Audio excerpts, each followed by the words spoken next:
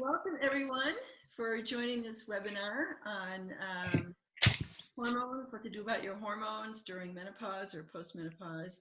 I'm your host, Jean Natray, weight loss expert. And this is number 2 in a series of interviews with experts. And I just have to say, if you were with us yesterday, I have to apologize for the internet, which cut us off at the end, and it did not record. So I can't send out that replay that I promised in my email invitation to you. So anyway, now we're recording for sure, and you never know for sure about the internet. But so I'm joined today by Angie Spuzak. She is a hormone expert, and she works with food a lot, fortunately, or I probably wouldn't be interviewing her because food is the way to go for healing and correcting imbalances. So Angie, thanks for joining us. Sure appreciate you here. And people who are watching, would you please let us know in the chat that you can hear us all right? And also just type in the city that you're in, so we can get an idea of where people are around the world here, because we're broadcasting around the world, and that's kind of exciting. So I don't see that anyone is here yet. Oh yes, Elizabeth is here from Edmonton. There was someone from Edmonton yesterday. Is that the same person, Elizabeth? Were you with us yesterday? Yes. Great. And can you hear us all right? Great. Thank you. Thank you. Thank you. There just doesn't seem to be a way to check that out beforehand on how well you can hear us.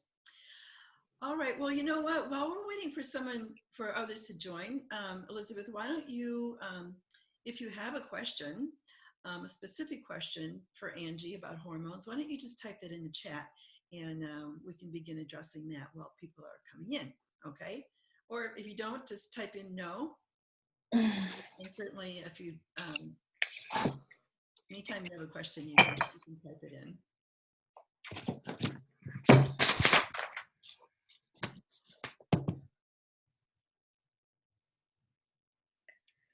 Okay, I want to see this.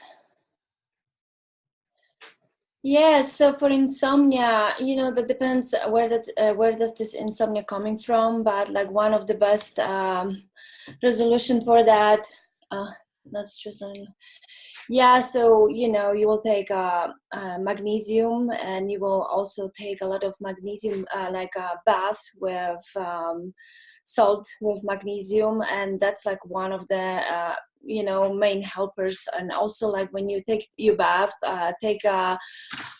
put like some lavender oil in it. It would help you to relax. So those are like, you know, yes. And of course, you know, actually, if you can, I don't know if you're drinking coffee, but if you can kind of go easy on a coffee, this is very important, because that actually increases your blood sugar and raises your cortisol.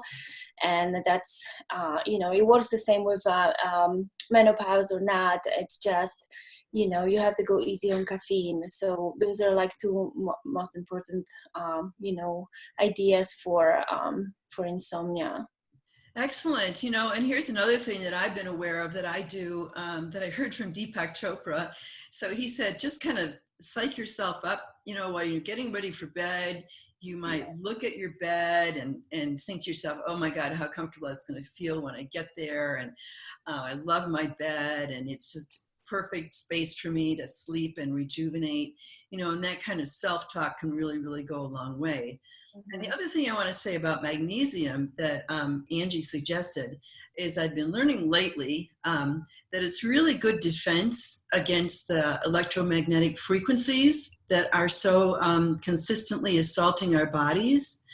And so because we can't see the wireless and we can't see the EMFs coming from our cell phone and, you know, various places, anything that's electrical is putting out EMFs into our bodies and into our environment. So we really need to be proactive in in caring for our bodies versus those guys. And I'm going to have one or two speakers coming up on EMFs, by the way, in the future. So anyway, good to Yeah, have and plenty of magnesium. also, keeping a like a sleep hygiene and go to bed at the same time and get up at the same time is really good. They've been doing studies that even 15 or 20 minutes different in sleeping makes a big difference in your cycle, sleeping cycle. So even 15 or 20 minutes. What, Angie? What did you say? even 15 or 20 minutes difference in your sleeping in your sleeping cycle makes a When huge you begin to difference. sleep, you're saying? Yes. Uh-huh. Uh-huh. So let's try to go to bed by at 10 o'clock, and if you like to get up at 6, get up at 6, yes, and try not to oversleep or undersleep, because that's very stressful on the body, and then they're just going to totally screw up the entire system. So they've been doing study on it, and they say that keeping that regular cycle, the sleeping cycle, is very important.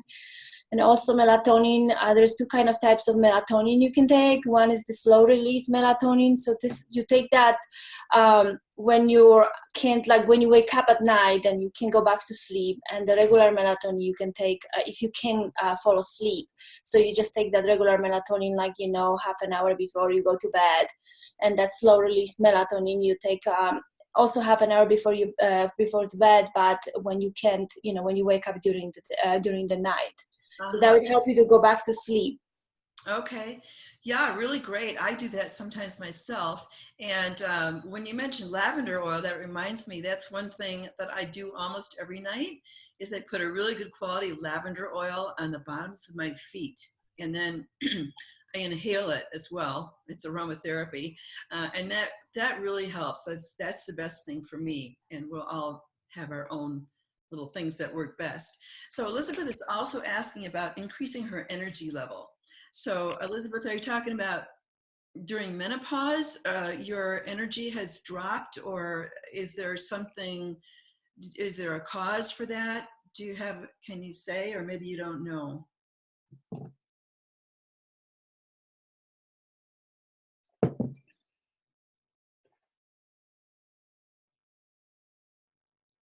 Okay, Elizabeth says, yes, since I've entered menopause, I have very little energy. Okay, can you address that? Yeah, so I don't know what kind of diet you're on and what you eat, but I think one of the most important part is to focus on your what you eat. And when you eat, with every meal, you should have like protein, fat, and fiber. And that protein, will keep you full and keep you satiety, and also the fat, but it also going to give you energy. So, and if you eat them at the regular times of the day, at the same times, that would be easier to keep up with it. And also what can increase your energy, actually, to spend more time outdoor and even walking. You don't have to go for like a big walk or do crazy exercise, but spending the time on outside on the sun, that would definitely provide you with better energy. And we all have those mid-afternoon slumps, and we get tired, and we're reaching for coffee, but that's actually is the worst you can do, because your energy will pick up for like 15 minutes or half an hour, and then again you have this slump that your energy is totally out of the window. So one thing you can do, you can just drink a little bit of matcha tea instead of drinking coffee. And what matcha tea has also, it has caffeine. It's matcha powder, so this is a green tea, but it's in a powder form. But what matcha does, it helps you to have like steady energy during the day. So like when you drink coffee, it will last like 1 hour, and matcha, like when you drink matcha tea, it lasts like around like 7 hours literally. So it just like literally your body just releases more and more energy. But I think like one of those, it's spending time outdoor. It's very important, and be outdoor, be on the sun, and walk, or things like that. Right, right. Yeah. Yeah, and I understand, at this age around menopause that it's better not to work out in a really robust way, Yeah. like to go to the gym and lift lots of weights and that kind of thing. Um, at this time of life, we need to be a little bit more gentle with our bodies and not push them so hard. So from my research, I understand that walking, like you were saying, Angie, is one of the best things. And also, so several people that I know, experts, say that it's one of the very best things you can do to tone your belly. And that's what I've noticed too, especially if you intentionally bring in your diaphragm, like really intentionally, deliberately do deep breathing. So Yes. you're using your diaphragm a lot. That tends to help tone the belly as well. Were you going to say something, Angie? Yeah, and when you're walking, I don't know where you're walking, but if you live in the mountains or actually anywhere, you can have your ski poles with you, because that also helps you to move the upper body. It helps you move your muscles.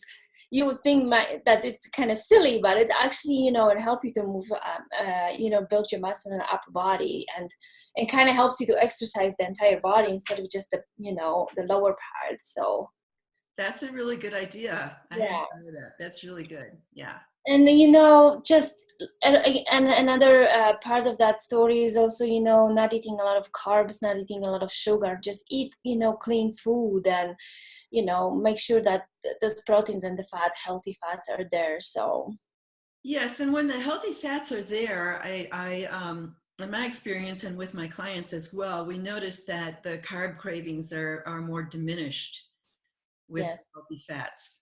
So yes, exactly. if anybody's struggling with that, that's a good thing to note. Not to say that you shouldn't be eating any, because vegetables are very important for our hormones, and they have fiber, and the fiber helps to get the metabolized hormones out of your body. But Right. so we have to have some of that, yes. But be very mindful about what you eat and about the sugar part.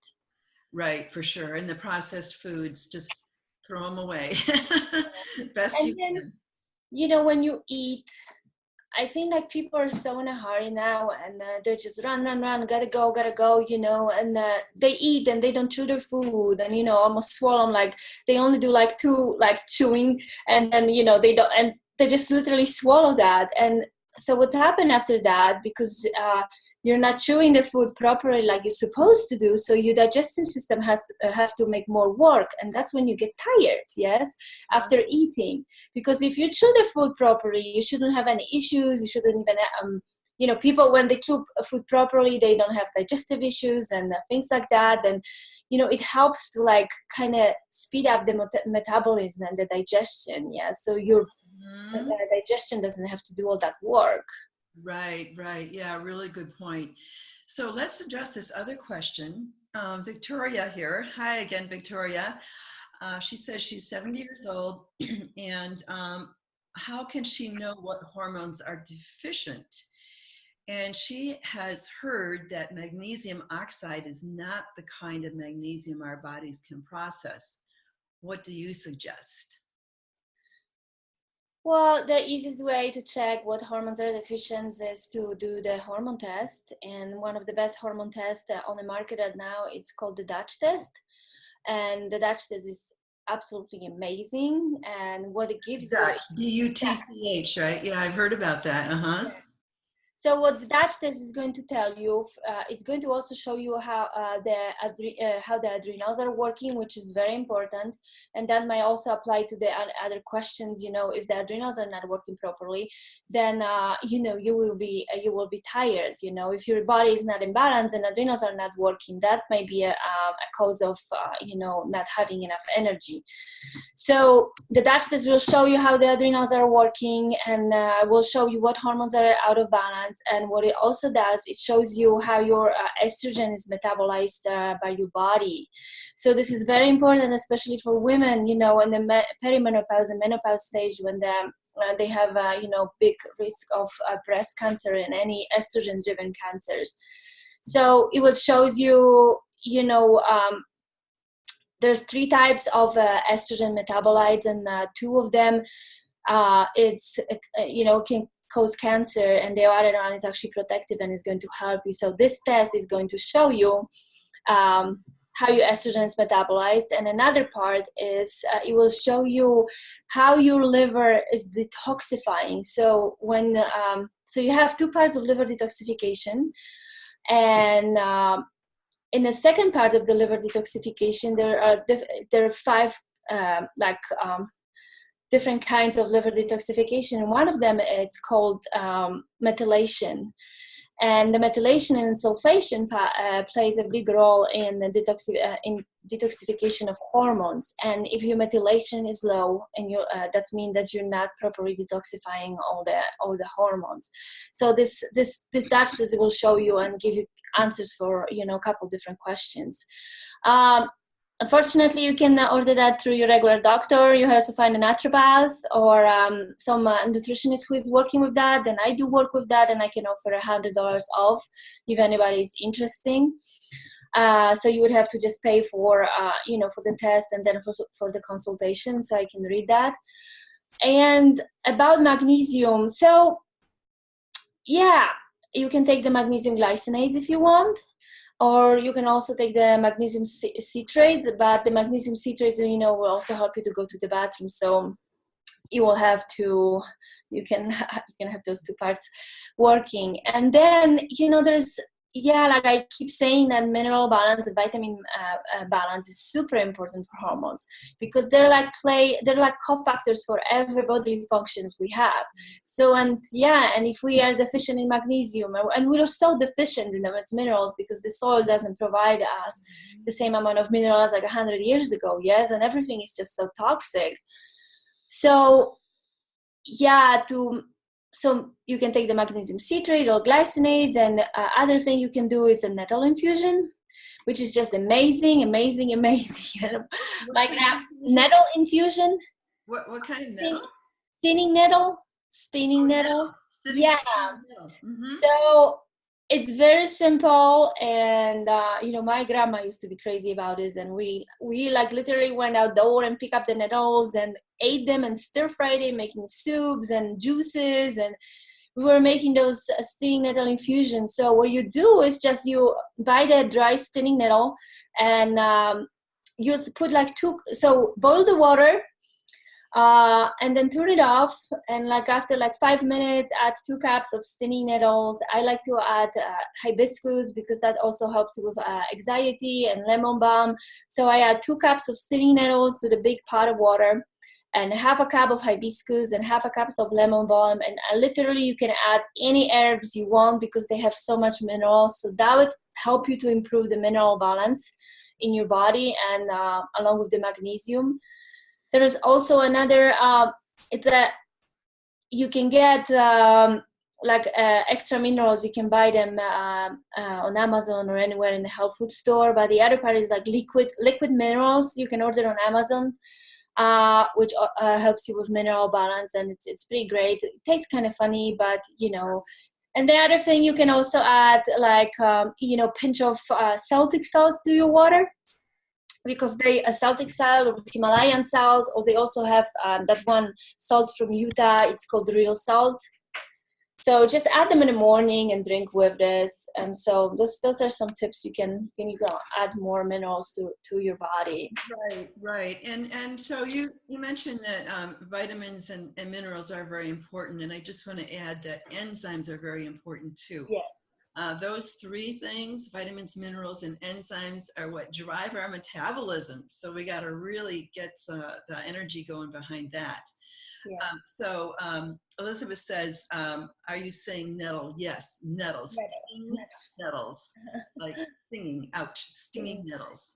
That's what Angie's saying. Okay, so let's go to any particular thing that you can recommend for people who are struggling with mood swings and anxiety, Angie? Yeah, so the mood swings and anxiety. For anxiety, like I was saying when I was talking about the liver, so it is important to keep your liver in check, and make sure that you do a lot of things that you can detoxify your liver. So in the morning you can drink water with a lot of lemon juice, because that would help you to detoxify. You can use some what do you call this? Milk thistle. Yeah, and it helps you to keep your liver clean. And in Vitamin Cottage and Whole Foods, they also sell those tinctures, and it says a liver tonic that you can you can drink that with water. And it's necessary for anxiety to make sure that you provide enough vitamin B's. They're huge, so make sure that you like take vitamin B complex, because they will definitely help you to release that anxiety and the mood swings. So Great. And I just want to mention about vitamin B. I recently discovered bee pollen. Oh yeah, my God, it tastes like flowers. yes, it's amazing. Amazing. So Hmm. I almost always put it in whatever shake, or I sprinkle it on my salad. Oh, and the other B is nutritional yeast, which tends to impart a really kind of yummy feeling, a yummy taste, that is, to a salad, which can sometimes be a little boring, but it's really yummy. So I love nutritional yeast. Yeah, it just brings you this cheesy and like savory flavor, yes. And I like to add this. I make my lime cilantro dressing, and I like to add this to my dressings. And I actually add this nutritional yeast to my soups and sauces. And it just brings that savory flavor. Yeah, it really does. Yeah. And I Yeah. was going to mention about that nettle infusion. I like to just use this water with nettle infusion and put them in my smoothie, because some people may not like the flavor. So I'm just like, I have this one amazing blog on my website. You can guys go and look, and it's actually, there's a recipe for the nettle infusion with a smoothie. So yeah. Okay, do you want to say what your website is, please? Yeah, it's a thrivinghormones.com. Thrivinghormones.com. Excellent. Excellent. Okay, so what about blood sugar? It tends to go through some changes during menopause. Can you talk with us about what we can do about blood sugar balancing? Yeah, so blood sugar balancing, it's really important, and one of the best things you can do is to eat breakfast 1 hour within awakening, and make sure that you have that protein, fat, and fiber on your plate. So what that means is, like, the protein, you can have a little bit of chicken, or like 2 eggs with something, or black beans, or if you're vegan, or and then the fiber, then you put like dark leafy vegetables, or you can also, like, half a cup of starchy vegetables is very good. It's really good for women to eat a little bit of starches. So, like, mashed sweet potatoes, or roasted vegetables. My favorite one is like parsnip and celery root, and Mm. celery root is actually not that sweet. So I don't know, I've been raised with that in Poland, so I really like to make a lot of stuff with that. Mhm. And then have some fat, like half an avocado or a little bit of ghee. And Mhm. so when you so you make sure that your meal is balanced, because, like, if you eat that balanced meal, you're not going to have those sugar crashes. Because, like, in the morning people just drink coffee, yes, they wake up, they drink coffee, and they don't eat for like 4 hours, yes, and I just can't even think about it. My stomach hurts. And so it gives you those blood sugar crashes. And, like, if you crash on them since the morning, then your blood sugar is out of balance the entire day. So when you eat the breakfast, that's going to be really important. And every time, like, eat the same stuff, like that balanced meal at lunch and dinner. And also, when you choose snack, make sure that they also balance, so that you have this protein, fat, and fiber. So if you get a little bit of almond butter with, so that you have protein and fat, and then get a celery stick, and then you have a fiber. So that's like the Yeah, main. exactly. And I love the roasted root vegetables, especially this time of year. Um, Yes, it's a and great. I really like to roast them with a lot of olive oil or coconut oil. Yes. And I was emailing with Vicky, who's with us here today, about she added more healthy fats to her diet since she saw a documentary on that's one thing you can do to ward off Alzheimer's. Oh, yes. So I just want to put that out there because I think that is very, very valid information. So the healthy fats like olive oil, coconut oil, a quality butter, um, Oh, yes. Kerrygold. Kerrygold Yes. from Ireland is such a yummy butter. Yes. And avocado oil. So you can cook with those, although you don't want to use olive oil and coconut. And anyway, you have to watch the temperature. I mean, coconut oil can take a high temperature. Yes, the coconut oil can take high temperatures, and then after that it goes avocado oil. Yeah, and like you can also use like walnut oil and macadamia oil, but don't cook with them. Just put them on a salad. So that would be a little different than hazelnut oil. They're actually really really good. And you know, you can eat a lot of olives and avocados, and you know, fat is so important, especially at that age, for our cognitive function too, and for our brain. You know, so. Yeah, don't be scared of fat for sure.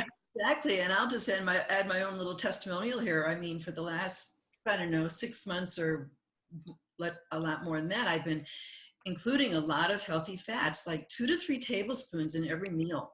And my brain is really good. Well, I mean, that's so when you think about this, you know, fat is necessary for proper production of hormones, you know, because all the steroid hormones are made from cholesterol, yes. And so I was vegan for 10 years, quite a long time ago. And, you know, everything went out of whack, you know, and my hormones got out of whack. I was estrogen dominant, and I was eating, you know, lots of grains and lots of starchy vegetables, and now fat, you know, and fruits. I'm drinking lots of smoothies in the morning. And as soon as I you know, like I started to study nutrition and I changed the diet, I mean, it's everything improved, and it's just amazing, you know. And that also helps with anxiety because it helps you calm you down, you know, and Right. yeah, and kind of makes you grounded. We should always turn to food before we turn to Yes. pharmaceuticals, really, because that's where the answer is. And I think that a lot of people are really getting savvy to that. People are not trusting pharmaceuticals so much anymore, and that's a really good thing. But then there is a lot to learn about food. But thanks to the internet and people like Angie, we can learn a lot about food. And part of this series of interviews is to empower you to, you know, manage your health. And because you can, there are ways to manage it. And so anyway, so let me see if there's some other questions here. Oh, good. So you put your website address up there. So why don't you tell us about the free gift that you're offering us, Angie? Yeah, so my free gift is a little booklet about how to make a healthy breakfast to have more energy and have balanced hormones.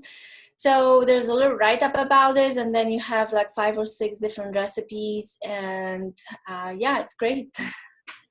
Oh, okay, excellent. Well, why don't you post that in the chat so Yeah. people can grab that while we're broadcasting. And then the other thing that Angie and I are going to do is that if you want to make an appointment for a free chat with either of us or both of us to learn more about how we might help you. As I said, I'm a weight loss expert. Angie is a hormone expert. So we're going to post our calendar links in the chat. I'll go first, and I guess I'll put my name next to it.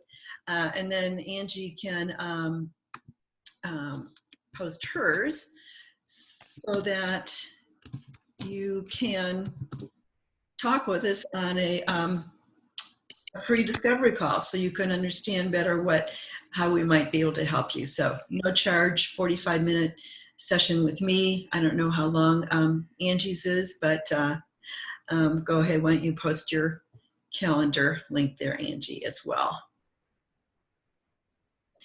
And before we sign off, I just want to say that I will be sending this replay of this video interview later this afternoon. And next Monday, we're going to be talking with McCall McPherson. She's a thyroid expert. So I do hope that you all can be there. Send your friends who might be interested. And great, you're welcome, Vicki. Thank you for attending once again. And let's see, is there anything else in my note that I'm supposed to be doing here to move this along? Well, I think that's it. Well, thanks for joining us, and hope to see you Monday. And thank you, Angie. Sure appreciate you. Thank you, guys. Bye. And bye for now. Bye. Bye. Let's see.